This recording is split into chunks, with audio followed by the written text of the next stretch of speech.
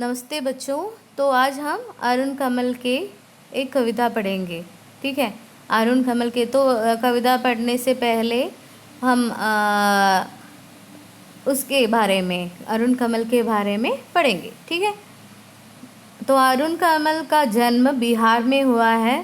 तो उनका गांव आदि नोट करने की ज़रूरत नहीं है। तो बिहार में, उनका जन्म बिहार में हुआ है। तो पहला वाक्य क्या होगा? अरुण कमल आधुनिक काल का एक प्रसिद्ध कवि है। और दूसरा सेंटेंस ये होगा कि अरुण कमल का जन्म बिहार में हुआ है। आद्यത്തെ സെൻറ്റൻസ് अरुण कमल आधुनिक काल का प्रसिद्ध रचनाकार है। രണ്ടാമത്തത് उनका जन्म बिहार में हुआ है। उनकी प्रमुख रचनाएं हैं अपनी केवलदार, सबूत, नए इलाके में, पुतली में, संसार। ഓക്കെ, അത് ഏതെങ്കിലും 2-3 ഓർത്ത് വെച്ചാൽ മതി. अपने केवलदार ആ കവിതാ സംഗ്രഹത്തിൽ നിന്നാണ് ഈ കവിത, മുക്തി എന്ന് പറഞ്ഞ കവിത എടുത്തിട്ടുള്ളത്. अपनी केवलदार എന്നാണ് നമ്മളിപ്പോൾ പഠിക്കാൻ പോകുന്ന മുക്തി എന്ന് പറഞ്ഞ കവിത എടുത്തിട്ടുള്ളത്. ചിലപ്പോൾ അത് 1 വേർഡിന് ചോദിക്കും. सबूत, अपनी केवलदार, सबूत, नए इलाके में, पुतली में, संसार। और उन्हें बहुत सारे पुरस्कार भी मिले हैं, जैसे भारत भूषण अग्रवाल पुरस्कार, सोवियत भूमि पुरस्कार, ശ്രീകാന്ത് വർമ്മ സ്മൃതി പുരസ്കാർ, അങ്ങനെ കുറേ കിട്ടിയിട്ടുണ്ട്. ഇത് നിങ്ങൾക്ക് ഈസിയുള്ള ഏതെങ്കിലും 2 പുരസ്കാരങ്ങൾ പഠിച്ചു വെക്കുക. അതേപോലെ നേ ഇലാക്കെ മേ എന്ന് പറഞ്ഞ കവിതാ സമാഹാരത്തിന് സാഹിത്യ അക്കാദമി പുരസ്കാർ കിട്ടിയിട്ടുണ്ട്. അപ്പോൾ അത് ചിലപ്പം ചോദിക്കാൻ ചാൻസ് ഉണ്ട്. ഏതിനാണ് അരുൺ കമലിൻ്റെ ഏത് രചനക്കാണ് സാഹിത്യ അക്കാദമി സമ്മാൻ കിട്ടിയത്, പുരസ്കാർ കിട്ടിയത്? ഏതാണ്? നേ ഇലാക്കേമേ എന്ന് പറഞ്ഞ കവിതാ സമാഹാരത്തിനാണ് സാഹിത്യ അക്കാദമി പുരസ്കാർ കിട്ടിയിട്ടുള്ളത്. അപ്പോൾ ഇത് മതി. അപ്പോൾ എത്ര സെൻറ്റൻസായി? 4 സെൻറ്റൻസായി. ഒന്ന്, उनका जन्म बिहार में हुआ है और वह आधुनिक काल का एक प्रसिद्ध कवि है और उनका प्रसिद्ध रचनाएं हैं अपनी केवलदार, सबूत, नए इलाके में, और उन्हें बहुत सारे पुरस्कार मिले हैं. ഏതെങ്കിലും 2 भारत भूषण अग्रवाल पुरस्कार, सोवियत भूमि पुरस्कार, और उन्हें नए इलाके में के लिए സാഹിത്യ അക്കാദമി പുരസ്കാർ भी मिला है. അപ്പം അരുൺ കമലിനെ പറ്റി നമ്മൾ ഏകദേശം ഒരു ഔട്ട്ലൈൻ ഉണ്ടാക്കി. അപ്പോൾ ആദ്യം എന്ത് ചോദിച്ചു കഴിഞ്ഞാലും ഫസ്റ്റ് അരുൺ കമലിനെ പറ്റിയിട്ടാണ്. എസ്സേ ആണെങ്കിൽ ഒരു ചെറിയ 2-3 ഒരു പാരഗ്രാഫിൽ 2-3 ലൈന് എഴുതണം. ഓക്കെ. അപ്പം നമ്മളുടെ കവിതയുടെ പേരാണ് മുക്തി എന്ന് വെച്ചാൽ ഫ്രീ ആകാം അല്ലേ. പിന്നെ അപ്പോൾ ഈ കവിതയിൽ ബേസിക്കായിട്ട് ഈ അരുൺ കമൽ പറയാൻ ഉദ്ദേശിക്കുന്നതെന്ന് വെച്ചാൽ ഒരു അധ്യാപകനെ പറ്റിയിട്ടാണ്. അപ്പോൾ അധ്യാപക ജീവിതത്തിൽ വരുന്ന കുറേ സന്ദർഭങ്ങളെ പറ്റിയിട്ടാണ് പറയുന്നത്. അപ്പോൾ ഒരു അധ്യാപകൻ തൻ്റെ അധ്യാപക കാലഘട്ടത്തിൽ ഫുൾ ടൈം എവിടെയായിരിക്കും? സ്കൂളിലാണ് ആ കുട്ടികളെ പഠിപ്പിച്ചിട്ട് രാവിലെ പോയി വൈകുന്നേരം വരിക. പിന്നെ വേണ്ടിക്കൽ വൈകുന്നേരം ട്യൂഷൻ ഉണ്ടാവും, ട്യൂഷൻ എടുത്തു കൊടുക്കും. അങ്ങനത്തെ കുറേ കാര്യമായിട്ട് ബിസിയാണ് സ്കൂൾ ലൈഫിൽ. ഓക്കെ.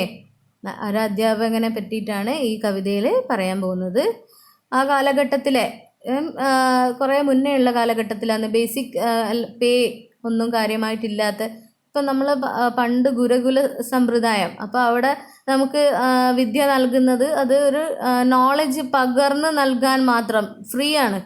ഇപ്പോൾ ഉള്ള പോലെ പൈസ കൊടുത്തിട്ട് നോളജ് കിട്ടുന്ന ആ ഒരു രീതിയിലല്ലായിരുന്നു. അപ്പോൾ ആ കാലഘട്ടത്തിൽ അധ്യാപകരുടെ വേതനവും കുറവായിരുന്നു. മറ്റേ ബാർട്ടർ സിസ്റ്റം പോലെ കുറേ ചക്കയും മാങ്ങിയൊക്കെ അങ്ങോട്ട് കൊണ്ടു കൊടുത്താൽ വിദ്യാഭ്യാസം ഇങ്ങോട്ട് നൽകുന്ന ഒരു ഗുരുകുല സമ്പ്രദായം ആ ടൈമിൽ. പിന്നീട് കുറച്ച് ഗവൺമെൻറ് പൈസ കൊടുക്കാൻ തുടങ്ങി. അതും വലിയൊരു മെച്ചമില്ല. ഇപ്പോഴാണ് നല്ല ശമ്പളവും നല്ല ലൈഫ് സ്റ്റൈലിൽ അവർ അധ്യാപകർ ജീവിക്കുന്നത്. ഓക്കെ. അപ്പോൾ ഒരു മിഡിൽ ഫാമിലിയിലെ ഒരു മിഡിൽ കാലഘട്ടത്തിലുള്ള ഒരു അധ്യാപകനെ കുറിച്ചിട്ടാണ് ഈ കവിതയിൽ അരുൺ കമൽ പറയുന്നത്. ഓക്കെ, നമുക്ക് നോക്കാം കവിത. മുക്തി.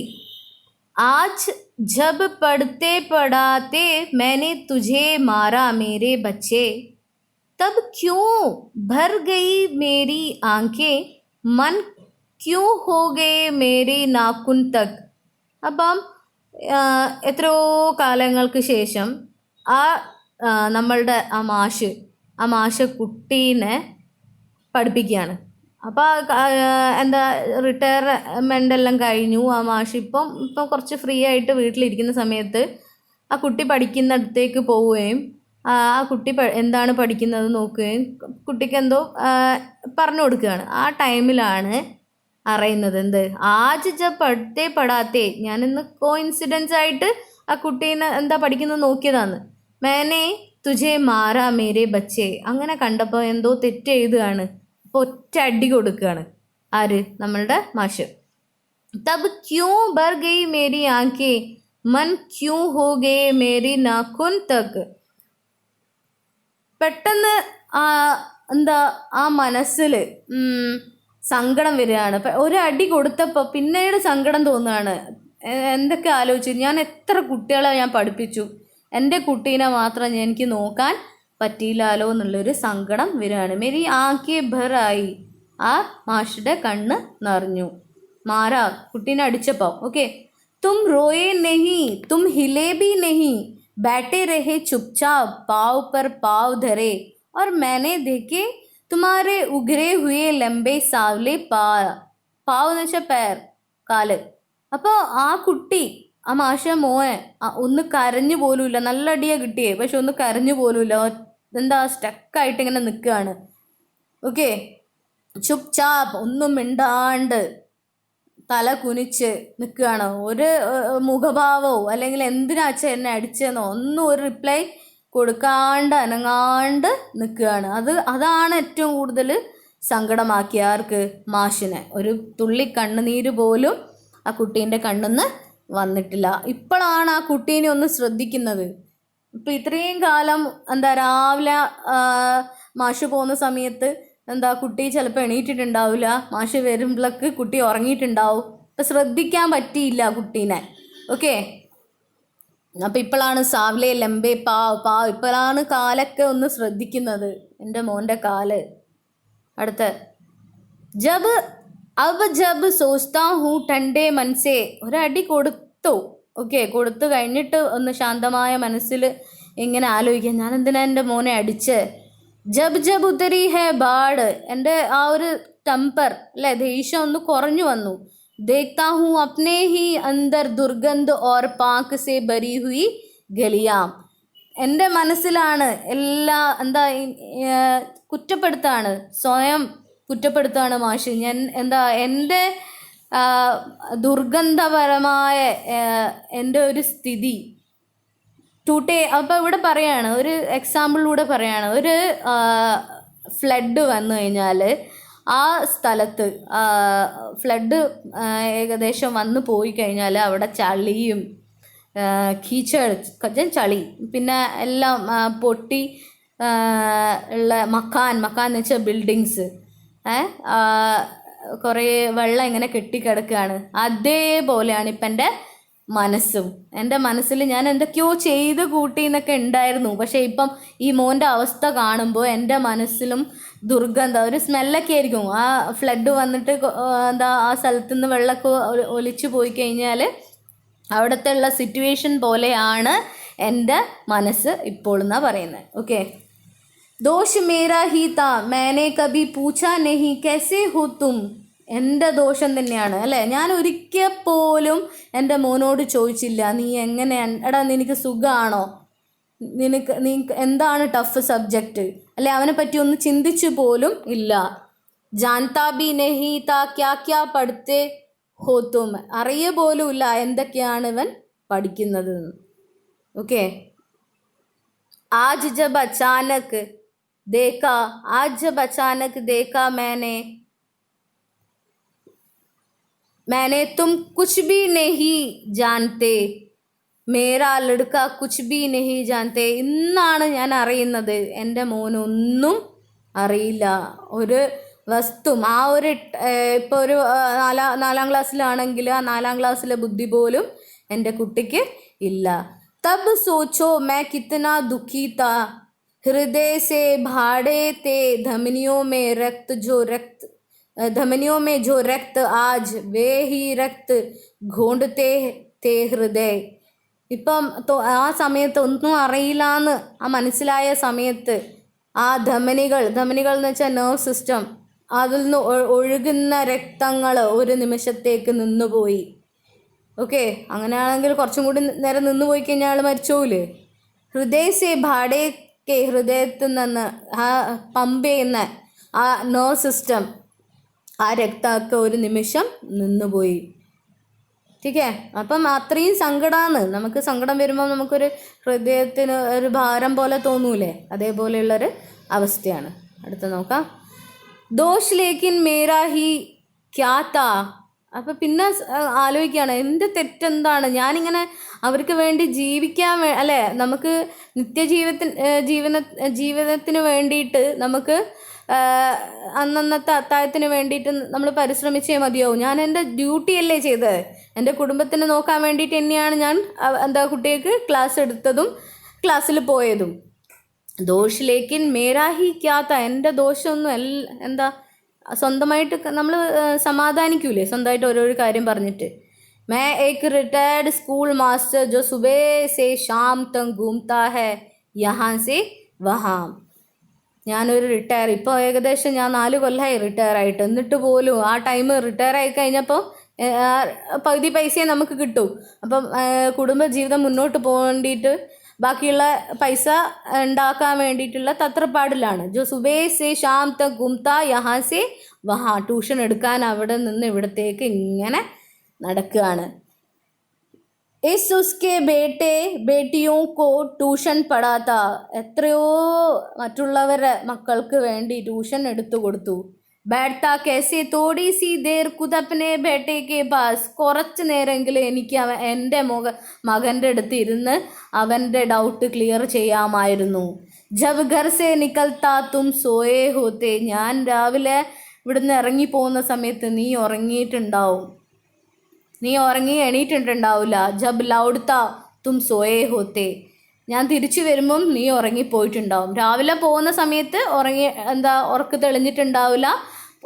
അച്ഛൻ തിരിച്ചു വരുന്ന സമയത്ത് മോൻ ഉറങ്ങിയിട്ടുമുണ്ടാവും. മോൻ്റെ കാര്യം ഒന്നും നോക്കാൻ എനിക്ക് പറ്റിയില്ലല്ലോ എന്ന് ഇപ്പം പശ്ചാത്തപിക്കുകയാണ്.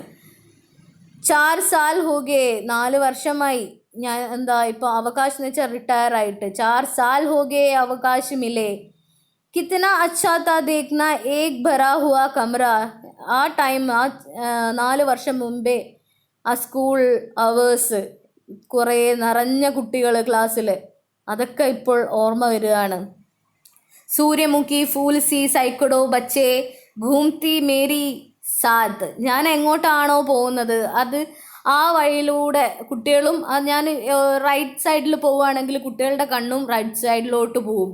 ഞാൻ ലെഫ്റ്റ് സൈഡിലോട്ട് പോവുകയാണെങ്കിൽ അപ്പം ഒരു സൂര്യൻ എങ്ങനെയാണോ സൂര്യപ്രകാശം വന്നു കഴിഞ്ഞാൽ ആ സൂര്യപ്രകാശത്തിൻ്റെ അടുത്തേക്ക് പോകുന്ന പോലെയാണ് എനിക്ക് ആ കുട്ടികളും ഞാനും തമ്മിലുള്ള ബന്ധം എനിക്ക് തോന്നിയത്. ഓക്കെ, അപ്പോൾ എന്ന് വെച്ചാൽ സൂര്യപ്രകാശം വരുന്ന ഉള്ള സമയത്താണ് ആ പൂക്കൾ ആ സൂര്യൻ ഏത് ദിക്കിലാണോ ഉള്ള ആ ദിക്കിലോട്ട് മുഖം തിരിച്ചു നിൽക്കും. ശ്രദ്ധിച്ചിനോ?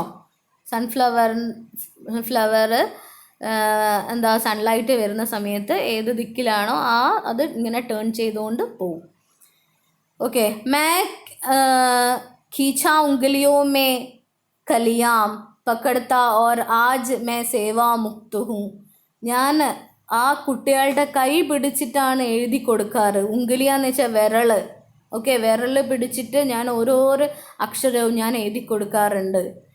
പക്കടുത്ത ആജ് ഓർ ആജ് മേ സേവാ മുക്തു ഹൂ ആസാദ്. ഞാനിപ്പോൾ ഫ്രീ ആണ്, അതിൽ നിന്നെല്ലാം ഫ്രീ ആയിട്ട് ഇപ്പം നിൽക്കുകയാണ്. ക്യാ കിയാ മേനെ ഇസ് ജീവൻ മേ.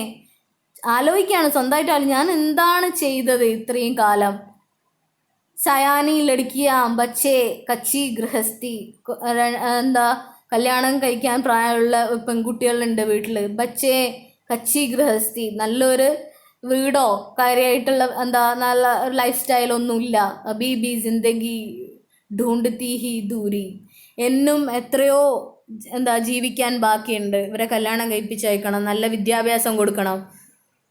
ഇതൊന്നും എന്നും കംപ്ലീറ്റ് ആയിട്ടില്ല. പക്ഷെ ഇയാൾ റിട്ടയർ ചെയ്യുകയും ചെയ്തു. അപ്പം ഇയാൾക്ക് തോന്നുകയാണ് ഇയാൾ റിട്ടയർ ചെയ്തെന്ന് വെച്ചിട്ട് അയാളുടെ ജീവിതം ഇവിടെ കഴിഞ്ഞില്ല, ഇനിയാണ് ജീവിക്കാൻ പോകുന്നത്. അബി ബി ജിന്ദഗി ഢൂണ്ഡത്തി ഹൈ മുക്തി. എന്നും എന്താ ഇപ്പോഴും മുക്തി, റിട്ടയർ ആയി കഴിഞ്ഞാൽ മുക്തിയായി എന്നല്ല അതിൻ്റെ അർത്ഥം. എന്നും ജീവിക്കാൻ ഒരുപാടുണ്ട്. ജീവൻ कहाँ അവകാശ് കഹാ സമാപ്തി, അബി ഹി തോ ശുരു ഹുയി ജിന്ദഗി. എവിടെ റിട്ടയർമെൻറ്റ്, എവിടെ ഫുൾ സ്റ്റോപ്പ് ഇടാനാ? ഇപ്പോഴാണ് ജീവിതം തുടങ്ങുന്നത്. അബി ഹി തോ ചർക്കേ മേ ഡാലി ഹേ പൂനി. ഇപ്പോഴാണ് അല്ലേ നെയ്തെടുക്കാൻ വേണ്ടി ചർക്കയിൽ ഇട്ടതുപോലെ ഇപ്പോഴാണ് ഇനി വേണം എനിക്ക് എൻ്റെ ലൈഫ് നോക്കാൻ, ഇനി എൻ്റെ മക്കളെ നോക്കാൻ, എൻ്റെ കുട്ടികളെ കല്യാണം കഴിച്ച് വിടാൻ. ക്യോ ഉഡ് ഗയേ തേ ഹാത്ത് ആജ് ക്യോ ഉഡേ മേരേ ഹാത്ത്. ഇന്ന് എന്തിനാണ് എൻ്റെ കൈ ഒന്ന് പൊങ്ങിയത്, ഞാൻ എന്തിനെ അടിച്ചു? ആ ഒരു പശ്ചാത്താപം ഇപ്പോഴും അയാളുടെ മനസ്സിൽ നിന്ന് മാറുന്നില്ല. എന്നുവെച്ചാൽ അയാളുടെ കുറ്റാണ്, അയാളുടെ മകനെ അയാൾ ശ്രദ്ധിച്ചില്ല, പഠിപ്പിക്കേണ്ട സമയത്ത് പഠിപ്പിച്ചില്ല. ഓക്കെ, അപ്പോൾ ഇത് മനസ്സിലായെന്ന് വിചാരിക്കുന്നു. അപ്പം ഇതിൻ്റെ സാരാംശം നമുക്ക് നോക്കാം. ഇത് മുക്തി ഒരു മധ്യവർഗീയ ഒരു അധ്യാപകൻ്റെ ജീവിതം പറയാണ്. മുക്തി എന്ന് പറഞ്ഞ കവിതയിലൂടെ അയാൾ അത്രയും കഷ്ടപ്പെട്ട് ബാക്കി എല്ലാ കുട്ടികളെയും പഠിപ്പിച്ചു, പക്ഷെ സ്വന്തം കുട്ടീനെ അയാൾക്ക് പഠിപ്പിക്കാൻ പറ്റിയില്ല. ठीक है. പിന്നെ കവിനെ ആജ് അപ്നെ ബച്ചിക്കോ പഠാത്തെ വക്ത്, ആ കവിതയിലുള്ള ലൈൻസാണ് പറയുന്നത്. അന്ന് പഠിപ്പിക്കുന്ന സമയത്ത് ഒന്ന് അടിച്ചുപോയി, ആ അടിച്ചുപോയ സങ്കടമാണ് ഈ കവിതയിലൂടെ അയാൾ പറയുന്നത്. ഇവിടെ റിട്ടയറായ ഞാൻ എന്താ എത്രയോ ഇസ് ദുസ്ഥിതി കാ കാരൺ മാസ്റ്റർ അപ്നെ കോ മാൻതാ ഹൈ. ഈ ഒരു അവസ്ഥ, എൻ്റെ മോൻ്റെ ഈ ഒരു അവസ്ഥ ഞാനാണ് കാരണക്കാരൻ എന്ന് പറയാണ്. बच्चा अपना बच्चा अनपढ़ रहने का कारण मास्टर अपने को मानता है. അവകാശ് പാനെ കെ ബാദ് വ സംജാ കി അപ്നാ ബേട്ട കുച്ച് ബി നഹി ജാൻതാ. പിന്നീടാണ് മനസ്സിലായത് അവൻ്റെ കുട്ടിക്ക് ഒന്നും അറിയില്ല. സുബഹ സേ ഷാം തക്, റിട്ടയർ ചെയ്തിട്ട് പോലും വീട്ടിലിരിക്കാൻ സമയം കിട്ടിയില്ല. എന്താ, ട്യൂഷൻ എടുക്കാൻ പോകണം. मध्यवर्गीय मास्टरी जीवन की नियति यही है कि वह जिस तिस के बच्चे को पढ़ाते रहे, अपने बच्चे को पढ़ाने का സമയം ഉസ്കി പാസ് നെഹി ഹെ. മറ്റുള്ള കുട്ടികളെ പഠിപ്പിക്കാൻ സമയമുണ്ടായിരുന്നു, സ്വന്തം കുട്ടീനെ പഠിപ്പിക്കാൻ സമയം കണ്ടെത്തിയില്ല. അവകാശ് പ്രാപ്ത് ഹുए, अब 4 साल हो गए, भरा हुआ कक्षे के बारे में सोचता है. आज वह सेवा मुक्त है, आज़ाद है. बच्चे को पढ़ाने में मास्टर जी सफल हुए है, लेकिन अपनी गृहस्थी कमज़ोर हो गई है. वह ज़िंदगी को आगे बढ़ाने के लिए रास्ता ढूंढता रहता है. अध्यापक के हैसियत से मास्टर सफल है. ഒരു നല്ല അധ്യാപകനാണോ ചോദിച്ചാൽ നല്ല അധ്യാപകനാണ്, പക്ഷെ നല്ലൊരു അച്ഛനാണോ ചോദിച്ചാൽ ഒരു നല്ലൊരു അച്ഛൻ ആവാൻ ഈ മാഷിന് പറ്റിയിട്ടില്ല. ഇതാണ് ഇതിൻ്റെ കവിതയുടെ സമ്മറി.